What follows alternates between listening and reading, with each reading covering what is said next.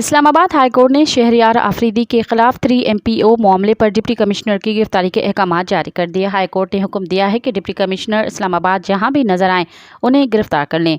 3MPO order کے معاملے پر توہین عدالت کیس کی سماعت اسلام آباد ہائی کورٹ کے جسٹس بابر ستار نے سماعت کی۔ عدالت نے ڈپٹی کمشنر عرفان نواز میمن کے عدم حاضری پر ناقابل ضمانت وارنٹ گرفتاری جاری کر دیے۔ DC اسلام آباد اور SSP آپریشنز کے خلاف توہین عدالت کیس کی سماعت ہوئی۔ جسٹس بابر ستار نے IGs کو حکم دیا کہ ڈپٹی کمشنر اسلام آباد کو گرفتار کر کے پیش کریں۔ اس موقع پر وکیل شاہ خاور کا کہنا تھا کہ ڈپٹی کمشنرز نے اسلام آباد ہائی کورٹ سے عمرہ ادائیگی کے لیے اجازت مانگی تھی۔ عدالت کی جانب سے ان کی عمرہ ادائیگی پر جانے کی استدعا مسترد کر دی گئی ہے۔ مزید خبرن ऐं तफ़सीलात लाइ विज़िट कयो असांजी वेबसाइट www.awamiNewsHD.com ऐं ॾिसंदा रहो अवामी न्यूज़ HD।